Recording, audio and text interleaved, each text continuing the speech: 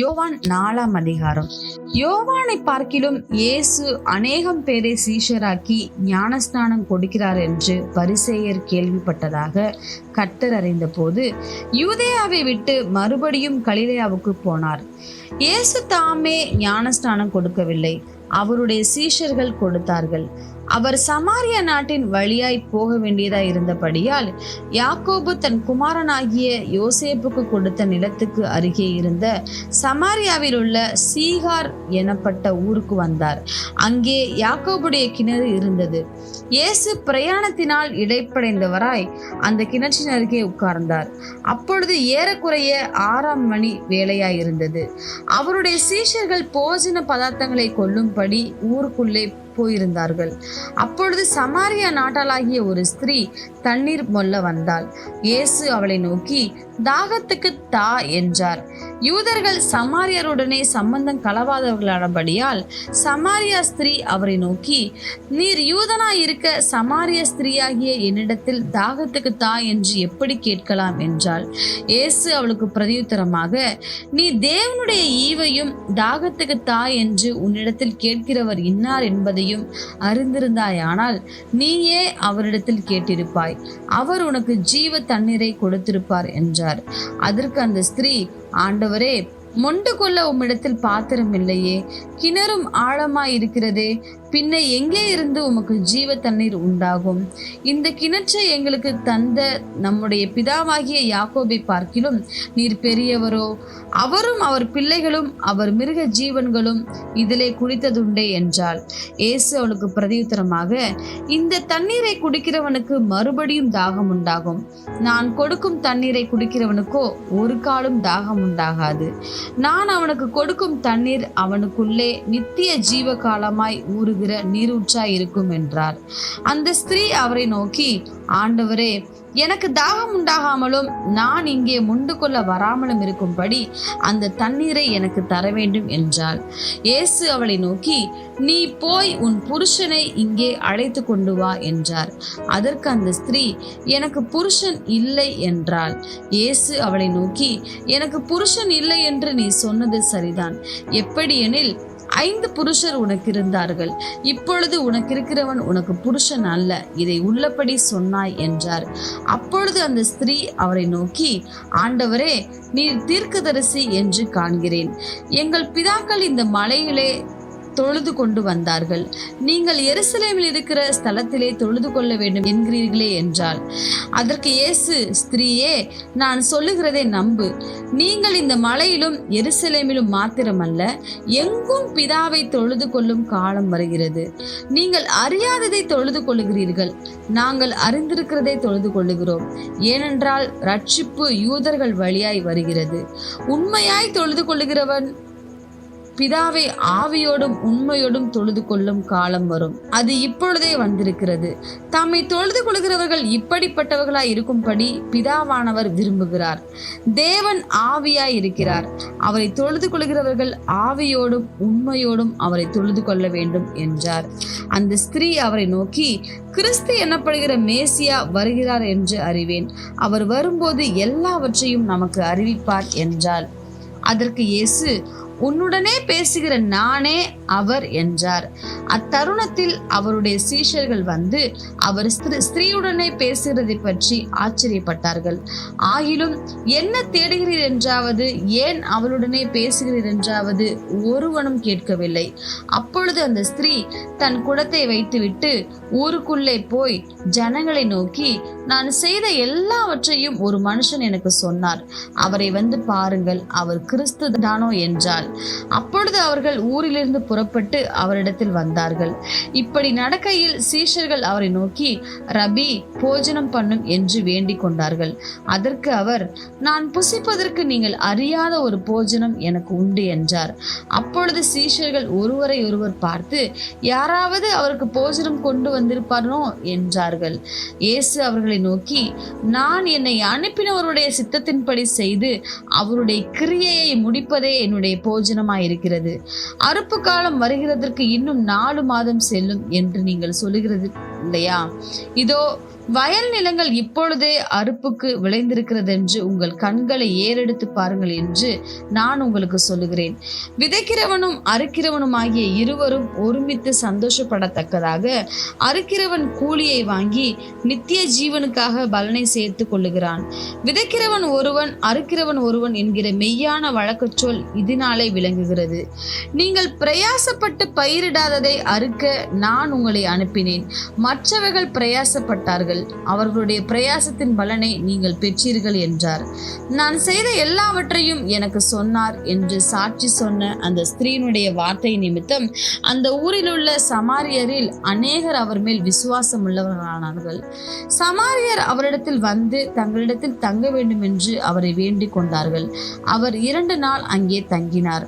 அப்பொழுது அவருடைய உபதேசத்து நிமித்தம் இன்னும் அநேகம் பேர் விசுவாசித்து அந்த ஸ்திரீயை நோக்கி, உன் சொல்லி நிமித்தம் அல்ல, அவருடைய உபதேசத்தை நாங்களே கேட்டு அவர் மெய்யாய் கிறிஸ்துவாகிய உலக இரட்சகர் என்று அறிந்து விசுவாசிக்கிறோம் என்றார்கள்.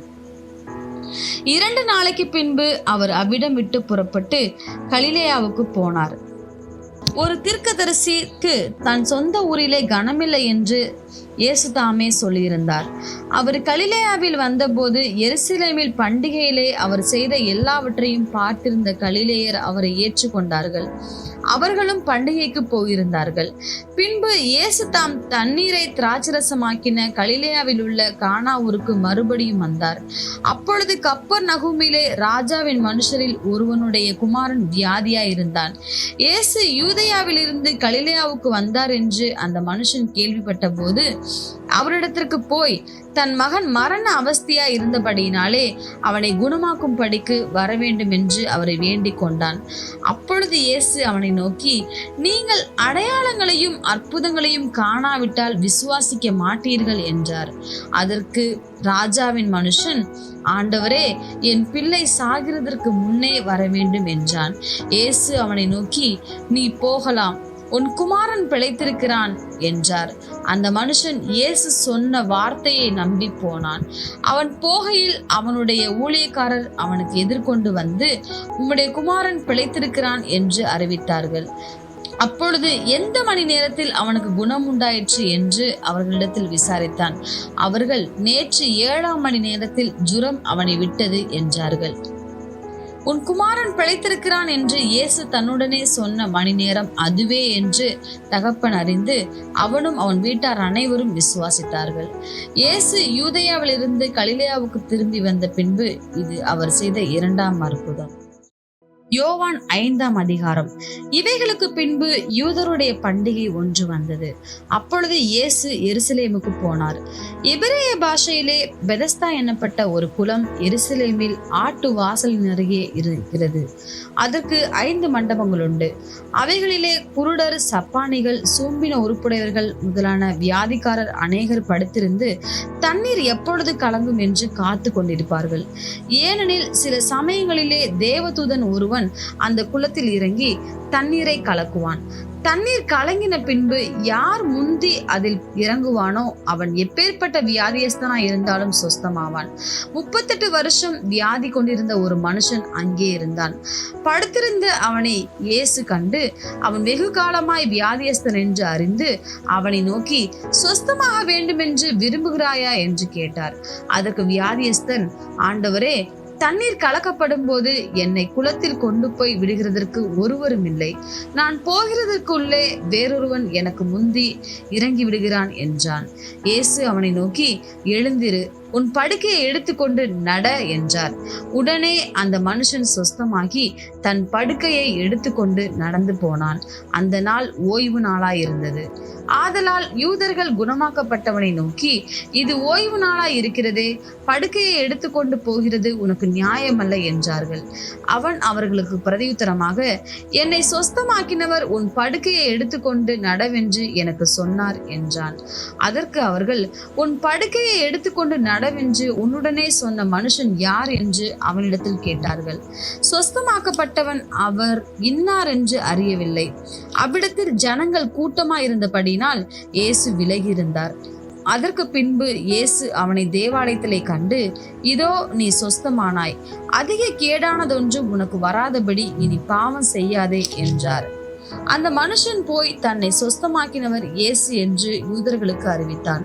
இயேசு இவைகளை ஓய்வு நாளில் செய்தபடியால் யூதர்கள் அவரை துன்பப்படுத்தி அவரை கொலை செய்ய வகை தேடினார்கள். இயேசு அவர்களை நோக்கி, என் பிதா இதுவரைக்கும் கிரியை செய்து வருகிறார், நானும் கிரியை செய்து வருகிறேன் என்றார். அவர் ஓய்வு நாள் கட்டளையை மீறினதுமல்லாமல் தேவனை தம்முடைய சொந்த பிதா என்று சொல்லி தம்மை தேவனுக்கு சமமாக்கினபடியினாலே யூதர்கள் அவரை கொலை செய்யும்படி அதிகமாய் வகை தேடினார்கள். அப்பொழுது இயேசு அவர்களை நோக்கி, மெய்யாகவே மெய்யாகவே நான் உங்களுக்கு சொல்லுகிறேன், பிதாவானவர் செய்ய குமாரன் காண்கிறது எதுவோ அதையே அன்றி வேறொன்றையும் தாமாய் செய்ய மாட்டார். அவர் எவைகளை செய்கிறாரோ அவைகளை குமாரனும் அந்தபடியே செய்கிறார். பிதாவானவர் குமாரனிடத்தில் அன்பாயிருந்து தாம் செய்கிறவைகளை எல்லாம் அவருக்கு காண்பிக்கிறார். நீங்கள் ஆச்சரியப்படத்தக்கதாக இவைகளை பார்க்கிலும் பெரிதான கிரியைகளையும் அவருக்கு காண்பிப்பார். பிதாவானவர் மரித்தோரை எழுப்பி உயிர்ப்பிக்கிறது போல குமாரனும் தமக்கு சித்தமானவர்களை உயிர்ப்பிக்கிறார். அன்றையும் பிதாவை கனம் பண்ணுகிறது போல எல்லாரும் குமாரனையும் கனம் பண்ணும் படிக்கு பிதாவானவர் தாமே ஒருவருக்கும் நியாய தீர்ப்பு செய்யாமல் நியாய தீர்ப்பு செய்யும் அதிகாரம் முழுவதையும் குமாரனுக்கு ஒப்பு கொடுத்திருக்கிறார். குமாரனை கனம் பண்ணாதவன் அவரை அனுப்பின பிதாவையும் கனம் பண்ணாதவனாய் இருக்கிறான். என் வசனத்தை கேட்டு என்னை அனுப்பினவரை விசுவாசிக்கிறவனுக்கு நித்திய ஜீவன் உண்டு. அவன் ஆக்கினை தீர்ப்புக்குட்படாமல் மரணத்தை விட்டு நீங்கி ஜீவனுக்குட்பட்டிருக்கிறான் என்று மெய்யாகவே மெய்யாகவே உங்களுக்கு சொல்லுகிறேன். மரித்தோர் தேவகுமாரனுடைய சத்தத்தை கேட்கும் காலம் வரும், அது இப்பொழுதே வந்திருக்கிறது. அதை கேட்கிறவர்கள் பிழைப்பார்கள் என்று மெய்யாகவே மெய்யாகவே உங்களுக்கு சொல்லுகிறேன். ஏனெனில் பிதாவானவர் தம்மில் தாமே ஜீவனுடையவராய் இருக்கிறது போல குமாரனும் தம்மில் தாமே ஜீவனுடையவராய் இருக்கும்படி அருள் செய்திருக்கிறார். அவர் மனுஷகுமாரனாய் இருக்கிறபடியால் நியாய தீர்ப்பு செய்யும் படிக்கு அதிகாரத்தையும் அவருக்கு கொடுத்திருக்கிறார். இதை குறித்து நீங்கள் ஆச்சரியப்பட வேண்டாம். ஏனென்றால் பிரேத குழிகளில் உள்ள அனைவரும் அவருடைய சத்தத்தை கேட்கும் காலம் வரும். அப்பொழுது நன்மை செய்தவர்கள் ஜீவனை அடையும்படி எழுந்திருக்கிறவர்களாகவும் தீமை செய்தவர்கள் ஆக்கினையை அடையும்படி எழுந்திருக்கிறவர்களாகவும் புறப்படுவார்கள். நான் என் சுயமாய் ஒன்றும் செய்கிறதில்லை, நான் கேட்கிறபடியே நியாயம் தீர்க்கிறேன். எனக்கு சித்தமானதை நான் தேடாமல் என்னை அனுப்பின பிதாவுக்கு சித்தமானதையே நான் தேடுகிறபடியால் என் தீர்ப்பு நீதியாய் இருக்கிறது. என்னை குறித்து நானே சாட்சி கொடுத்தால் என் சாட்சி மெய்யாயிராது. என்னை குறித்து சாட்சி கொடுக்கிறவர் வேறொருவர் இருக்கிறார். அவர் என்னை குறித்து கொடுக்கிற சாட்சி மெய்யான சாட்சி என்று அறிந்திருக்கிறேன். நீங்கள் யோவானிடத்தில் ஆள் அனுப்பி விசாரித்தீர்கள், அவன் சத்தியத்திற்கு சாட்சி கொடுத்தான். நான் ஏற்றுக்கொள்கிற சாட்சி மனுஷனுடைய சாட்சி அல்ல, நீங்கள் ரட்சிக்கப்படுவதற்காகவே இவைகளை சொல்லுகிறேன். அவன் எரிந்து பிரகாசிக்கிற விளக்காயிருந்தான். நீங்களும் சில காலம் அவன் வெளிச்சத்திலே களிகூற மனதாயிருந்தீர்கள். யோவானுடைய சாட்சியை பார்க்கிலும் மேன்மையான சாட்சி எனக்கு உண்டு. அதென்னவெனில், நான் நிறைவேறும் படிக்கு பிதாவானவர் எனக்கு கற்பித்ததும் நான் செய்து வருகிறதுமான கிரியைகளே பிதா என்னை அனுப்பினார் என்று என்னை குறித்து சாட்சி கொடுக்கிறது. என்னை அனுப்பின பிதா தாமே என்னை குறித்து சாட்சி கொடுத்திருக்கிறார். நீங்கள் ஒரு காலம் அவர் சத்தத்தை கேட்டதும் இல்லை, அவர் ரூபத்தை கண்டதும் இல்லை. அவர் அனுப்பினவரை நீங்கள் விசுவாசியாதபடியால் அவருடைய வசனம் உங்களில் தரித்திருக்கிறதும் இல்லை. வேத வாக்கியங்களை ஆராய்ந்து பாருங்கள், அவைகளால் உங்களுக்கு நித்திய ஜீவன் உண்டென்று எண்ணுகிறீர்களே. என்னை குறித்து சாட்சி கொடுக்கிறவைகளும் அவைகளே. அப்படி இருந்தும் உங்களுக்கு ஜீவன் உண்டாகும்படி என்னிடத்தில் வர உங்களுக்கு மனதில்லை. நான் மனுஷரால் மகிமையை ஏற்றுக்கொள்கிறதில்லை. உங்களில் தேவ அன்பு இல்லை என்று உங்களை அறிந்திருக்கிறேன். நான் என் பிதாவின் நாமத்தினாலே வந்திருந்தும் நீங்கள் என்னை ஏற்றுக்கொள்ளவில்லை. வேறொருவன் தன் சுய நாமத்தினாலே வந்தால் அவனை ஏற்றுக்கொள்வீர்கள். தேவனாலே மாத்திரம் வருகிற மகிமையை தேடாமல் ஒருவரால் ஒருவர் மகிமையை ஏற்றுக்கொள்ளுகிற நீங்கள் எப்படி விசுவாசிப்பீர்கள்? பிதாவினிடத்தில் நான் உங்கள் மேல் குற்றம் சாட்டுவேன் என்று நினையாதிருங்கள். நீங்கள் நம்புகிற மோசேயே உங்கள் மேல் குற்றம் சாட்டுவான். நீங்கள் மோசேயை விசுவாசித்தீர்களானால் என்னையும் விசுவாசிப்பீர்கள். அவன் என்னை குறித்து எழுதியிருக்கிறானே, அவன் எழுதின வாக்கியங்களை நீங்கள் விசுவாசியாமல் இருந்தால் நான் சொல்லுகிற வசனங்களை எப்படி விசுவாசிப்பீர்கள் என்றார். யோவான் 6ஆம் அதிகாரம். இவைகளுக்கு பின்பு இயேசு திபேரியா கடல் என்னப்பட்ட கலிலேயா கடலின் அக்கறைக்கு போனார். அவர் வியாதிக்காரரிடத்தில் செய்த அற்புதங்களை திரளான ஜனங்கள் கண்டபடியால் அவருக்கு பின் சென்றார்கள். இயேசு மலையின் மேல் ஏறி அங்கே தம்முடைய சீஷருடனே கூட உட்கார்ந்தார். அப்பொழுது யூதருடைய பண்டிகையாகிய பஸ்கா சமீபமாயிருந்தது. இயேசு தம்முடைய கண்களை ஏறெடுத்து திரளான ஜனங்கள் தம்மிடத்தில் வருகிறதை கண்டு பிலிப்புவை நோக்கி, இவர்கள் சாப்பிடத்தக்கதாக அப்பங்களை எங்கே கொள்ளலாம் என்று கேட்டார். தாம் செய்ய போகிறதை அறிந்திருந்தும் அவனை சோதிக்கும்படி இப்படி கேட்டார். பிலிப்பு அவருக்கு பிரதியுத்தரமாக, இவர்களில் ஒவ்வொருவனும் கொஞ்சம் கொஞ்சம் எடுத்துக்கொண்டாலும் 200 பணத்து அப்பங்களும் இவர்களுக்கு போதாதே என்றான். அப்பொழுது அவருடைய சீஷரில் ஒருவனும் சீமோன் பேதுருவின் சகோதரனுமாகிய அந்திரேயா அவரை நோக்கி, இங்கே ஒரு பையன் இருக்கிறான். அவன் கையில் 5 வார்கோதுமை அப்பங்களும் 2 மீன்களும் உண்டு. ஆனாலும் அவைகள் இத்தனை ஜனங்களுக்கு எம்மாத்திரம் என்றான். இயேசு, ஜனங்களை உட்கார வையுங்கள் என்றார். அந்த இடம் மிகுந்த புல்லுள்ளதாய் இருந்தது. பந்தி இருந்த புருஷர்கள் ஏறக்குறைய 5000 பேராய் இருந்தார்கள். இயேசு அந்த அப்பங்களை எடுத்து ஸ்தோத்திரம் பண்ணி சீஷர்களிடத்தில் கொடுத்தார். சீஷர்கள் பந்தி இருந்தவர்களுக்கு கொடுத்தார்கள். அப்படியே மீன்களையும் அவர்களுக்கு எடுத்து அவர்களுக்கு வேண்டிய மட்டும் கொடுத்தார். அவர்கள் திருப்தி அடைந்த பின்பு அவர் தம்முடைய சீஷர்களை நோக்கி, ஒன்றும் சேதமாய் போகாதபடிக்கு மீதியான துணிக்கைகளை சேர்த்து வையுங்கள் என்றார். அந்தபடியே அவர்கள் சேர்த்து வார்கோதுமை அப்பங்கள் 5 அவர்கள் சாப்பிட்டு மீதியான துணிக்கைகளினாலே 12 கூடைகளை நிரப்பினார்கள். இயேசு செய்த அற்புதத்தை அந்த மனுஷர் கண்டு, மெய்யாகவே இவர் உலகத்தில் வருகிறவரான தீர்க்கதரிசி என்றார்கள். ஆதலால் அவர்கள் வந்து தம்மை ராஜாவாக்கும்படி பிடித்து கொண்டு போக மனதாய் இருக்கிறார்கள் என்று இயேசு அறிந்து மறுபடியும் விலகி தனியே மலையின் மேல் ஏறினார். சாயங்காலமான போது அவருடைய சீஷர்கள் கடற்கரைக்கு போய் படவில் ஏறி கடலின் அக்கறையில் உள்ள கப்பர்நகூமுக்கு நேராய் போனார்கள். அப்பொழுது இருட்டாய் இருந்தது. இயேசுவும் அவர்களிடத்தில் வராதிருந்தார். பெருங்காற்று அடித்தபடியினாலே கடல் கொந்தளித்தது. அவர்கள் ஏறக்குறைய 3-4 மைல் தூரம் தண்டு வலித்து போன பொழுது இயேசு கடலின் மேல் நடந்து படவுக்கு சமீபமாய் வருகிறதை கண்டு பயந்தார்கள். அவர்களை அவர் நோக்கி, நான் தான், பயப்படாதிருங்கள் என்றார். அப்பொழுது அவரை படவில் ஏற்றிக்கொள்ள மனதாயிருந்தார்கள். உடனே படவு அவர்கள் போகிற கரையை பிடித்தது. மறுநாளில் கடலின் அக்கறையிலே நின்ற ஜனங்கள் அவருடைய சீஷர் ஏறின அந்த ஒரே படவு தவிர அங்கே வேறொரு படவும் இருந்ததில்லை என்றும், இயேசு தம்முடைய சீஷருடனே கூட படவில் ஏறாமல் அவருடைய சீஷர் மாத்திரம் போனார்கள் என்றும் அறிந்தார்கள். கர்த்தர் ஸ்தோத்திரம் செய்த பின்பு அவர்கள் அப்பம் சாப்பிட்ட இடத்துக்கு சமீபமாய் திபேரியாவில் இருந்து வேறே படவுகள் வந்தது. அப்பொழுது இயேசுவும் அவருடைய சீஷரும் அங்கே இல்லாததை ஜனங்கள் கண்டு உடனே அந்த படவுகளில் ஏறி இயேசுவை தேடிக்கொண்டு கப்பர்நகூமுக்கு வந்தார்கள். கடலின் அக்கறையிலே அவர்கள் அவரை கண்டபோது, ரபி, நீர் எப்பொழுது இவ்விடம் வந்தீர் என்று கேட்டார்கள். இயேசு அவர்களுக்கு பிரதியுத்தரமாக, நீங்கள் அற்புதத்தை கண்டதினால் அல்ல, நீங்கள் அப்பம் புசித்து திருப்தியானதினாலேயே என்னை தேடுகிறீர்கள் என்று மெய்யாகவே மெய்யாகவே உங்களுக்கு சொல்லுகிறேன். அழிந்து போகிற போஜனத்திற்காக அல்ல, நித்திய ஜீவன் வரைக்கும் நிலை நிற்கிற போஜனத்திற்காகவே கிரியை நடப்பியுங்கள். அதை மனுஷகுமாரன் உங்களுக்கு கொடுப்பார். அவரை பிதாவாகிய தேவன் முத்திரித்திருக்கிறார் என்றார். அப்பொழுது அவர்கள் அவரை நோக்கி, தேவனுக்கேற்ற கிரியைகளை நடப்பிக்கும்படி நாங்கள் என்ன செய்ய வேண்டும் என்றார்கள். இயேசு அவர்களுக்கு பிரதியுத்தரமாக, அவர் அனுப்பினவரை நீங்கள் விசுவாசிப்பதே தேவனுக்கேற்ற கிரியையாய் இருக்கிறது என்றார். அதற்கு அவர்கள், அப்படியானால் உம்மை விசுவாசிக்கும்படிக்கு நாங்கள் காணத்தக்கதாக நீர் என்ன அடையாளத்தை காண்பிக்கிறீர், என்னத்தை நடப்பிக்கிறீர்? வானத்திலிருந்து அவர்களுக்கு அப்பத்தை புசிக்க கொடுத்தார் என்று எழுதியிருக்கிறபடி நம்முடைய பிதாக்கள் வனாந்தரத்தில் மன்னாவை புசித்தார்களே என்றார்கள். இயேசு அவர்களை நோக்கி, வானத்திலிருந்து வந்த அப்பத்தை மோசே உங்களுக்கு கொடுக்கவில்லை, என் பிதாவோ வானத்திலிருந்து வந்த மெய்யான அப்பத்தை உங்களுக்கு கொடுக்கிறார் என்று மெய்யாகவே மெய்யாகவே உங்களுக்கு சொல்லுகிறேன்.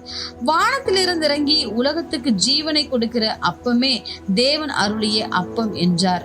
அப்பொழுது அவர்கள் அவரை நோக்கி, ஆண்டவரே, இந்த அப்பத்தை எப்பொழுதும் எங்களுக்கு தர வேண்டும் என்றார்கள். இயேசு அவர்களை நோக்கி, ஜீவ அப்பம் நானே. என்னிடத்தில் வருகிறவன் ஒரு காலும் பசியடையான், என்னிடத்தில் விசுவாசமாய் இருக்கிறவன் ஒரு காலம் தாகம் அடையான். நீங்கள் என்னை கண்டிருந்தும் விசுவாசியாமல் இருக்கிறீர்கள் என்று உங்களுக்கு சொல்லுகிறேன். பிதாவானவர் எனக்கு கொடுக்கிற யாவும் என்னிடத்தில் வரும். என்னிடத்தில் வருகிறவனை நான் புறம்பே தள்ளுவதில்லை. என் சித்தத்தின்படி அல்ல, என்னை அனுப்பினவருடைய சித்தத்தின்படி செய்யவே நான் வானத்திலிருந்து இறங்கி வந்தேன். அவர் எனக்கு தந்தவைகளில் ஒன்றையும் நான் இழந்து போகாமல் கடைசி நாளில் அவைகளை எழுப்புவதே என்னை அனுப்பின பிதாவின் சித்தமாயிருக்கிறது. குமாரனை கண்டு அவரிடத்தில் விசுவாசமாய் இருக்கிறவன் எவனோ அவன் நித்திய ஜீவனை அடைவதும் நான் அவனை கடைசி நாளில் எழுப்புவதும் என்னை அனுப்பினோருடைய சித்தமாயிருக்கிறது என்றார். நான் வானத்திலிருந்து வந்த அப்பம் என்று அவர் சொன்னது நிமித்தம் யூதர்கள் அவரை குறித்து முறுமுறுத்து, இவன் யோசேப்பின் குமாரனாகிய இயேசு அல்லவா? இவனுடைய தகப்பனையும் தாயையும் அறிந்திருக்கிறோம். அப்படி இருக்க நான் வானத்திலிருந்து இறங்கி வந்தேன் என்று இவன் எப்படி சொல்லுகிறான் என்றார்கள். இயேசு அவர்களுக்கு பிரதியுத்தரமாக, உங்களுக்குள்ளே முறுமுறுக்க வேண்டாம். என்னை அனுப்பின பிதா ஒருவனை இழுத்து கொள்ளாவிட்டால் அவன் என்னிடத்தில் வரமாட்டான். கடைசி நாளில் நான் அவனை எழுப்புவேன். எல்லாரும் தேவனாலே போதிக்கப்பட்டிருப்பார்கள் என்று தீர்க்கதரிசிகளின் ஆகமத்தில் எழுதியிருக்கிறதே. ஆகையால் பிதாவினிடத்தில் கேட்டு கற்றுக்கொள்கிறவன் எவனும் என்னிடத்தில் வருகிறான். தேவனிடத்தில் நின்று வந்தவரே தவிர வேறொருவரும் பிதாவை கண்டதில்லை. இவரே பிதாவை கண்டவர். என்னிடத்தில் விசுவாசமாய் இருக்கிறவனுக்கு நித்திய ஜீவன் உண்டென்று மெய்யாகவே உங்களுக்கு சொல்லுகிறேன். ஜீவ அப்பம் நானே. உங்கள் பிதாக்கள் வனாந்தரத்திலே மன்னாவை புசித்திருந்தும் மரித்தார்கள். இதிலே புசிக்கிறவன் மறியாமல் இருக்கும்படி வானத்திலிருந்து இறங்கி வந்த அப்பம் இதுவே. நானே வானத்திலிருந்து இறங்கி வந்த ஜீவ அப்பம். இந்த அப்பத்தை புசிக்கிறவன் என்றென்றைக்கும் பிழைப்பான். நான் கொடுக்கும் அப்பம் உலகத்தில் ஜீவனுக்காக நான் கொடுக்கும் என் மாம்சமே என்றார். அப்பொழுது யூதர்கள், இவன் தன்னுடைய மாம்சத்தை எப்படி நமக்கு புசுக்கி கொடுப்பான் என்று தங்களுக்குள்ளே வாக்குவாதம் பண்ணினார்கள். அதற்கு இயேசு அவர்களை நோக்கி, நீங்கள் மனுஷகுமாரனுடைய மாம்சத்தை புசியாமலும் அவருடைய இரத்தத்தை பானம் பண்ணாமலும் இருந்தால் உங்களுக்குள்ளே ஜீவன் இல்லை என்று மெய்யாகவே உங்களுக்கு சொல்லுகிறேன். என் மாம்சத்தை புசித்து என் இரத்தத்தை பானம் பண்ணுகிறவனுக்கு நித்திய ஜீவன் உண்டு. நான் அவனை கடைசி நாளில் எழுப்புவேன். என் மாம்சம் மெய்யான போஜனமாய் இருக்கிறது, என் இரத்தம் மெய்யான பானமாயிருக்கிறது. என் மாம்சத்தை புசித்து என் இரத்தத்தை பானம் பண்ணுகிறவன் என்னிலே நிலைத்திருக்கிறான், நானும் அவனிலே நிலைத்திருக்கிறேன். ஜீவனுள்ள பிதா என்னை அனுப்பினது போலவும் நான் என் பிதாவினால் பிழைத்திருக்கிறது போலவும் என்னை புசிக்கிறவனும் என்னாலே பிழைப்பான். வானத்தில் இருந்திருந்த அப்பம் இதுவே. இது உங்கள் பிதாக்கள் புசித்த மன்னாவை போலல்ல, அவர்கள் மரித்தார்களே. இந்த அப்பத்தை புசிக்கிறவனோ என்றென்றைக்கும் பிழைப்பான் என்றார். கப்பர்நகூமிலுள்ள ஜெப ஆலயத்திலே அவர் உபதேசிக்கையில் இவைகளை சொன்னார். அவருடைய சீஷரில் அநேகர் இவைகளை கேட்ட பொழுது, இது கடினமான உபதேசம், யார் இதை கேட்பார்கள் என்றார்கள். சீஷர்கள் அவரை குறித்து முறுமுறுக்கிறார்கள் என்று இயேசு தமக்குள்ளே அறிந்து அவர்களை நோக்கி, இது உங்களுக்கு இடரலா இருக்கிறதோ? மனுஷகுமாரன் தாம் முன்னிருந்த இடத்திற்கு ஏறி போகிறதை நீங்கள் காண்பீர்களானால் எப்படி இருக்கும்? ஆவியே உயிர்ப்பிக்கிறது, மாம்சமானது ஒன்றுக்கும் உதவாது. நான் உங்களுக்கு சொல்லுகிற வசனங்கள் ஆவியாயும் ஜீவனாயும் இருக்கிறது. ஆகிலும் உங்களில் விசுவாசியாதவர்கள் சிலர் உண்டு என்றார். விசுவாசியாதவர்கள் இன்னார் என்றும் தம்மை காட்டிக் கொடுப்பவன் இன்னார் என்றும் ஆதி முதலாக இயேசு அறிந்திருந்தபடியால் அவர் பின்னும், ஒருவன் என் பிதாவின் அருளை பெறாவிட்டால் என்னிடத்திற்கு வரமாட்டான் என்று இது நிமித்தமே உங்களுக்கு சொன்னேன் என்றார். அது முதல் அவருடைய சீஷரில் அநேகர் அவருடனே கூட நடவாமல் பின்வாங்கி போனார்கள். அப்பொழுது இயேசு 12 நோக்கி, நீங்களும் போய்விட மனதா இருக்கிறீர்களோ என்றார். சீமோன் பேதுரு அவருக்கு பிரதியுத்தரமாக, ஆண்டவரே, யாரிடத்தில் போவோம்? நித்திய ஜீவ வசனங்கள் உம்மிடத்தில் உண்டே. நீர் ஜீவனுள்ள தேவனுடைய குமாரனாகிய கிறிஸ்து என்று நாங்கள் விசுவாசித்தும் அறிந்தும் இருக்கிறோம் என்றான். இயேசு அவர்களை நோக்கி, 12 உங்களை நான் தெரிந்து கொள்ளவில்லையா? உங்களுக்குள்ளும் ஒருவன் பிசாசாய் இருக்கிறான் என்றார். சீமோனின் குமாரனாகிய யூதாஸ் காரியோத்து 12 ஒருவராய் இருந்தும் தம்மை காட்டிக் கொடுக்க போகிறவனுமாய் இருந்தபடியால் அவனை குறித்து இப்படி சொன்னார்.